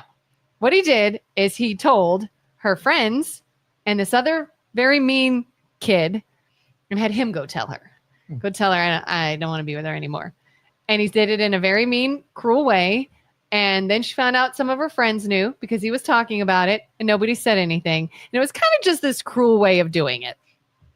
So my daughter was like, he's not even a man. He's not even a man. He still hasn't said anything to my face. And I said, well, he's 12. No, he's not a man. You all are children. This is children handling this situation. But at the same time, part of me is like, is this potentially a learning opportunity for this young boy? Is this something that maybe a parent could step in and be like, buddy, I get it. This is new to you guys. Let me explain something to you. For future reference, when it comes to relationships and people you have feelings for and blah, blah, blah, here's probably how you could have handled it, bud. You could have gone up to her and looked her in the eye and told her yourself and been a man. Or am I making too much of that idea and saying they're kids and move on? Okay, so this is the crush strategy again, right? So either you could use the example to empower your daughter, right? And teach how to sniff out weakness in other people. Loser. Or the obligation to try to make the loser stronger. Like, you know my answer. You go to your daughter and you talk about pre-qualifying people. So let's just say this person obviously buckled when it came to something uncomfortable, right? Yeah. And which means that they don't have a spine. So let's find out before you start dating someone whether or not they have a spine. So can you create a compromising position that tests the strength of the person and not decide not to date them if they don't have a spine? So you have like a prerequisites deal. We got to make sure process. We got to make sure that they have integrity. So put them in and find out if they tell the truth, because I want them to be honest with me. So I have to make sure that they are honest. You want to make sure that if we plan on having kids someday, that they're unvaccinated, so that we don't want the vaccine and the genetic toxicity to be combined in my womb and produce kids that have this compromise. Let's just say they have philosophical similarities and theology similarities, and you go down this whole prerequisites, and then you're teaching your kid to be very choosy. And let's just say I want to say, okay, well, I'm going to do an experiment where I'm not going to look at the list and this person is an expendable. I want to see what it's like to deal with a liar. So I'm going to try to find a liar and date them to see, create a contrast between finding a truth teller that might be a little boring and the entropy that you get from dating a liar, right? And then so you can challenge those rules and see how rigid they need to be. And it is interesting. The idea came up too of like hindsight of all these little things she's telling me now that he would do that should have been a red flag when it happened. But you know, what do they know? And now one of her other little girlfriends is dating him just days after the breakup. I do that because they're kids. And I said, well, wish her luck, because she is now knowingly going into a situationship with a boy that was with another friend, and you saw how he treated her. Then immediately liked a different friend and then settled on you. That's the only part of this I disagree with. Why? Once you break up, right? Yeah.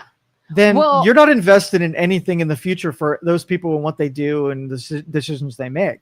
You like put a little seed in there where you have hope that you will now be justified and you'll get confirmation that they're a bad person. And then you'll have her looking to make, when that relationship breaks up, taking a little bit of joy in it. So just bail out. When you're out, you bail out. Oh, yeah. And the whole thing is like, done. You don't need to talk to him. You don't need to talk to the friends still hanging out with him. Don't say wish her luck. Yeah. You're done.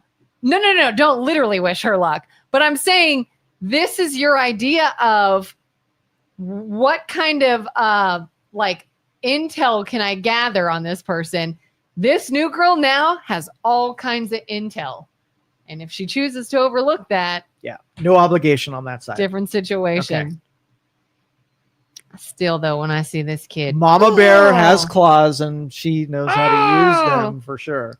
What else do you want to talk about? I dominated my four topics today. Do you have anything on your grill? Look, was it gentle parenting, crushing 12-year-olds, Netflix, wheelbarrows being lowered from the rooftops. What else is there? What else is there?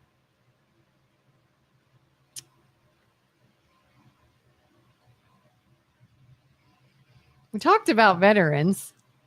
Kind of getting into a thing there in real life. I don't know if that's a can of worms you want to open. No, we did that yesterday. Yeah, I want we don't something have enough funner. time. I want something funner. Funner. Mm-hmm. Oh my gosh, I feel so on the spot. People, start typing and give us a more fun topic to discuss.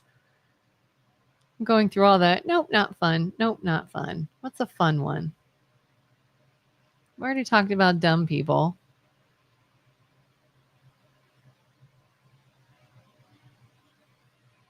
Silence. What radio? We're breaking a rule, right? If you're in radio, having Radio silence. Yeah, more than 10 Just seconds. keep talking. Just keep talking. Do you celebrate Halloween? Celebrate? Oh, I knew you were going to say that. Celebrate I what? knew that was going to be your give first me the history. question. What am I celebrating? What's celebrating? Am I What should I celebrating celebrate? the whole Do summer? you dress worth of, up? Do you have a Halloween party? Do you go do Halloween-like things? Do you put costumes on? Do you hand out candy? You're like, what's celebrating? If there are other people that take enjoyment, and I'll be a supporting actor in it, and I'll go through the motions if it makes other people happy, while pointing out the absurdity of going through those motions. God, you were Sheldon Cooper. Yeah. You were so Sheldon Cooper. So you wouldn't just like naturally say, ooh, I want to put something on and do something fall-like. No, it's the opposite, where like, I hope I really don't have to do anything for this thing. Such an inconvenience with no utility. An inconvenience with no utility. Yes. Bah humbug. Bah humbug. Makes no sense. I love it. I can't wait. Okay, so Yes. I'll just give you some examples. Okay. You were basically going to point out that when you put all the ingredients in, here's the outcome. Okay. Yeah. So joy is the outcome. Pumpkin, representative of Halloween, right? Yeah. And do you buy pumpkins? Sometimes. Okay, so you buy pumpkins. Not always. Sometimes. What's the purpose for buying the pumpkin? You can carve it. You can eat the seeds. You can display it with a little candle. Tell me, what do you do? So you let's just those say things. Yeah. Okay. If we buy pumpkins, we usually carve them with the kids. They get to make little faces. They scoop out the seeds. Then we cook the seeds. We eat them while we watch a movie. We have the pumpkin with a little candle on the porch, and it's decorative and festive. Okay. Let me guess. You hate that. There's no utility in it. What more utility do you need? If you get a pumpkin Uh-huh. and you cut it up and you eat it, then the utility is I had the pumpkin because I needed to eat.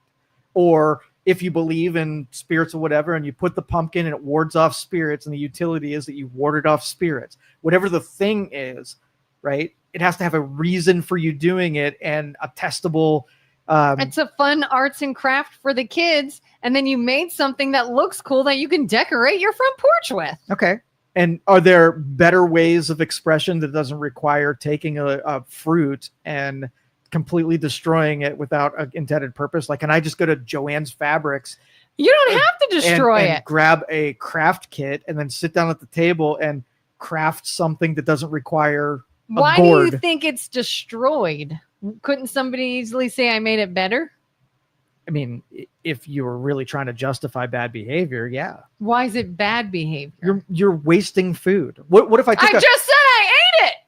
We eat the seeds. But you didn't say. And then, so if you went to the farm, bought the pumpkin, right? Uh-huh. You cooked it and you had a meal with it. That's you eating the pumpkin. Look, I feel like BJ wants in on this.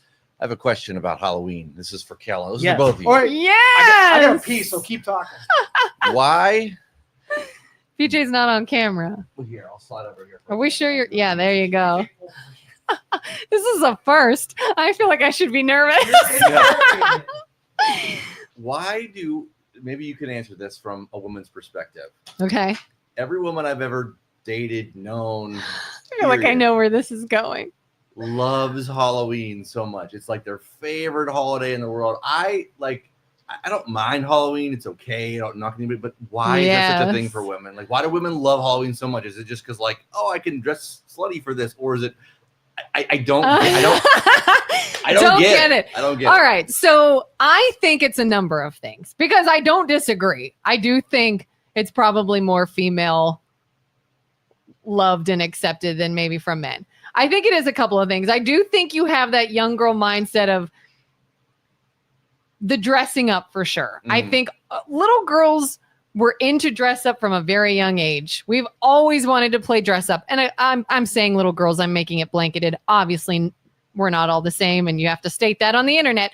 But the idea that little girls are princesses and costumes, and we have played dress up since we could remember. That makes sense. Putting makeup on, doing things. So I think it is a day of the year that it is socially acceptable to again play dress up, and that feels very good to us.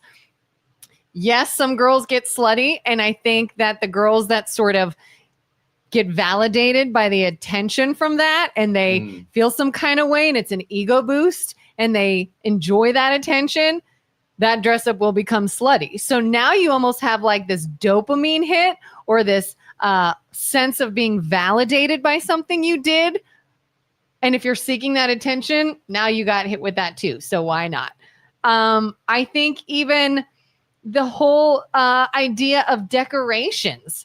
A lot of women like home decor. A lot of them like decorations. A lot of them like lights and things of that nature. Pretty leaves, pretty pumpkins, whatever. It's a holiday to just throw that shit everywhere. So it's kind of like this ultimate day of surrounding ourselves with everything we have loved since childhood. Well, thank you for answering that. That was like the most concise, perfect. I don't have nothing to add to that. That was perfect. Like, you're welcome. I'm glad I asked for why women like Halloween so much. Yeah. And then you throw in the scary aspect and every woman that her whole life was taught to be a lady and not be crazy. You have a day now to be like, I'm going to be a total psycho killer and throw blood everywhere and scariness. And it's justified. So there's that psycho aspect of it too. I won't lie.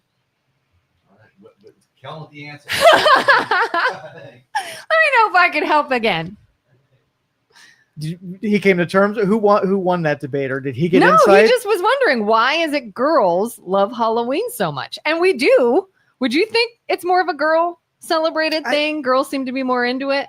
Probably. I think they're into hokey or emotional things anyway, so it makes sense why they would gravitate towards it. Like, we love dressing up. We've been doing it since childhood. You know, little girls are always putting on princess dresses. I'm 41 and I still love, if I don't have a Halloween costume on, I feel like I'm missing out. Like, oh my God, I'm not participating in like the one day it's socially acceptable to put on a costume when we all love doing it.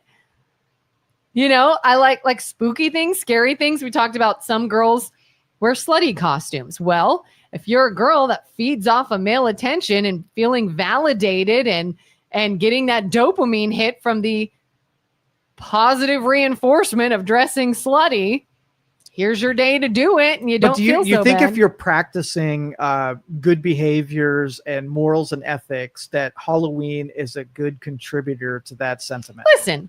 There are downsides of Halloween. I'm not saying they're not. But if you look at it, maybe if you're like, well, I choose to do it in a more morally and ethical way. I feel like I even described like maybe a young person's Halloween. I get just as much joy being a parent taking my kids trick-or-treating. It's adorable. You dress them up in little costumes. They get a little bucket, and sometimes the bucket's almost as big as them. Their eyes light up because people are giving them candy, and they're so excited about that. And you watch a movie together, and it's family time. You have things like candy apples and apple cider and pumpkin seeds, which are all delicious. Everything is pretty. The trees are pretty. There's color everywhere. I don't understand how somebody would not love this time of year. Okay, well, the other side, in taking sort of like the church's position, the wisdom of all society, it's not you I would really worry about, but I don't think I would take everybody, make it normalized that, sort of like idolizing some demons and eating a bunch of stuff that causes diabetes and having a lot of chaos that happens on a night, giving someone kind of a license to go off script, because I don't know that we get those people back if they if they find fun, like if I've never had a candy bar before and I eat completely healthy, would you be like, hey, come and do this candy bar? Would you want to get me hooked on bad behaviors and stuff like that? Doesn't feel like it's a good dabbling. Okay, would you like the traditions if it was like there are houses that don't give out candy? They give out the normalization, if it was like, nature. hey, enjoy the fruits of harvest. So here's a pear or an apple, and we're really celebrating the autumn because it's the celebration of the farmers having created the bounty that we're about to. So if we were like, we're not calling it Halloween, we're calling it Fall Festival. Fall Fest. Autumn appreciation. And I'll look at it and see what it is that we're celebrating. And we still walk in the evening together. We would have more appreciation for farmers, right? Yeah. And say, we know your job is hard and we're only alive because of you. Keep doing what you're doing. We thank you. And then we give gifts to the farmers for having created the bounty that's in front of complete utility. I would say that would be as pure as you can get. Just converting a couple different things. I wonder if some people enjoy the Halloween aspect. And this is sort of that aspect, like you said, that's probably not virtuous and maybe a little evil.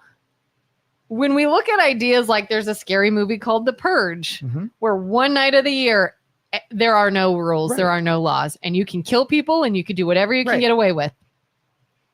Do you think people that live in this realm of knowing good and evil and what you should and shouldn't do have the one night of just pretending to let loose? Like, you know, like you see people that have like bloody, scary costumes, what other vice would you take someone who's not doing something and encourage them to go flirt with something? You wouldn't. I'm not saying that's a good thing. I'm just wondering if that's a thing. I will tell you, everything that is vile is attractive.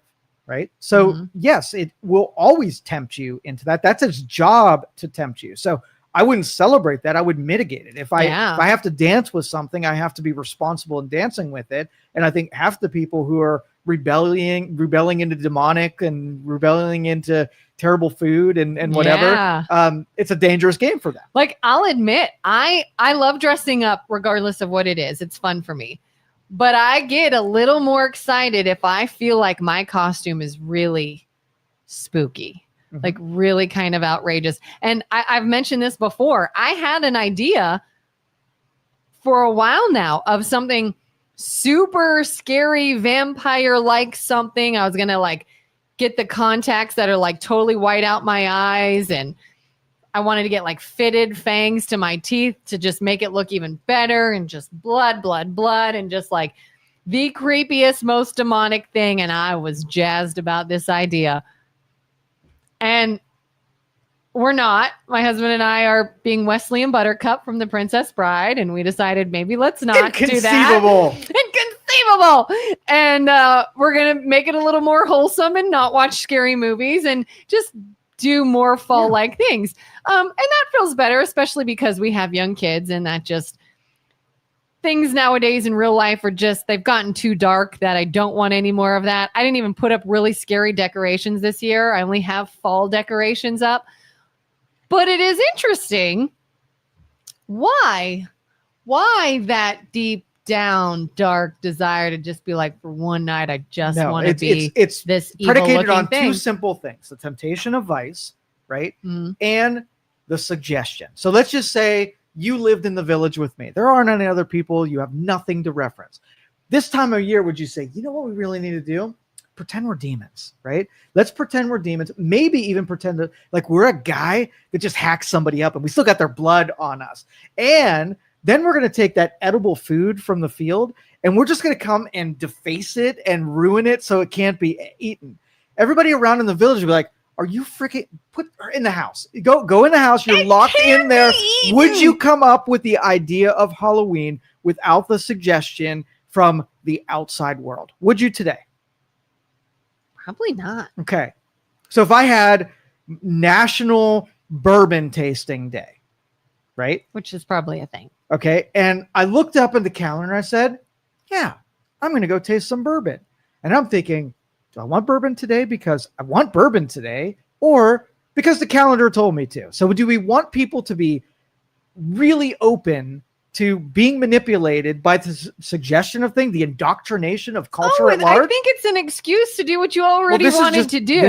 Again, all vices are things that we want to do. We want to steal, right? Yeah. If we have a national go steal from it, you can get some people to play, even though you know it's wrong. It's it's validated by the suggestion that other people are going to do it too. So I don't really want to steal, just like I don't actually really want to murder or hurt anyone. You're safe because you're role playing. You can safely do it. It's pretend. But you are still participating and then promoting something where you can easily have a feed the poor day. And then you could be like, I'm going to role play feeding the poor. And it might affect you one day where you just come up with the idea on your own without the suggestion and you go feed the poor. And you're like, I was playing that person that practiced me into becoming that person, right? So you can see how you can slippery slope yourself into good things by role playing and bad things. I'm going to do charity because you told me to, and I'm going to like the feeling so much I might do it even when it's not on the calendar. That's the test. Do you feel that it is too slippery of a slope to welcome all the bad parts of the holiday because one day you might want to do bad things? I think that is the price of it, that bad people are going to do bad things because they're going along with culture and they're the weakest amongst us. You create more dumb, weak people and you have Halloween. Maybe we won't be able to handle Halloween because there's so many bad people that turn into the purge. And we're like, hold on, too far, guys, right? Yeah. Right now, we're pretty safe. The people in my neighborhood are dressed up in, Mario characters and things I've seen in movies. I'm not afraid of getting Mario to death at all, right? So we're not really, it's been commercialized to the point where it's kind of benign, right? I did feel a little bad last year. I had all I had was a mask, like from the purge, the woman's face mask and a bloody knife. Yeah. And I was just walking around and we're all trick-or-treating. And a little kid came up to me and was like, what are you supposed to be? And I was like, murderer.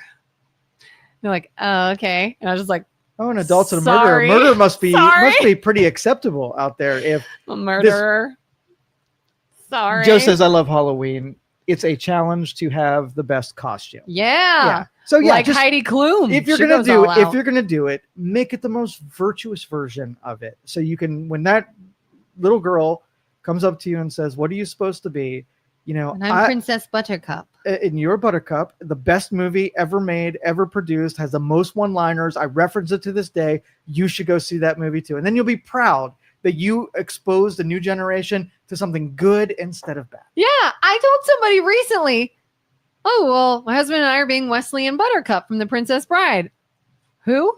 I was like, whoa. And this is like somebody in their 30s. And I said, The Princess Bride, Wesley and Buttercup. I know what you're talking about. I was like, yes, you do. Googled it. This movie. I've never heard of it. I was like, oh my gosh. Then this is why we need to bring it back. Mm-hmm. Watch the movie. Anybody today who has not seen The Princess Bride, number 1, shame on you. Number 2, watch it. Because that's my Halloween costume this year. Do you remember the pagans from, I think it was Police Academy? Do you remember watching Police Academy? I remember parts of it. The guy that made all the funny sounds. Yeah. Yeah. And I'm pretty sure it was Police Academy. It's one of those spoof movies. But the villains in this movie were pagan, people against good and normalness. And I remember watching this as a really young kid, and I associated pagans with that acronym. People against good and normalness. And I was like, okay, the villains are truly people who are against good and normal. And when I found out pagans were a real thing that wasn't that group, I still today have that association that there are people out there that really just don't like when people behave well and they're good and are normal. And then I watched throughout the rest of my life people push against the status quo and take good and normalness out of society. So I remember that movie only because of that. Yeah, like vilification. Halloween dressing up to me, totally great. Awesome. Let's do it. But then when I see people like with tails and ears and dressing as furries and going all crazy with costumes in their everyday normal life, I'm like, weirdo. So now what? But I did it one day. What if people dressed up like as characters in the Bible, right? Because there are actually some not great people in the Bible. Like, so you have I'm going to walk around as Jesus. Is that blasphemous? Is it? I don't know. I was wondering that myself. Is it better than the killer from The Purge? Like if I were to put in front of God, we die on that night. We go to the gates, right? And you're like, I'm in Jesus, and you're in murderer. Are we going to be judged similarly, or am I going to be like it's your intent behind it? Like if you're like, oh, I truly just really like the idea of Jesus, I want to dress like him. It's different than like if you're mocking it.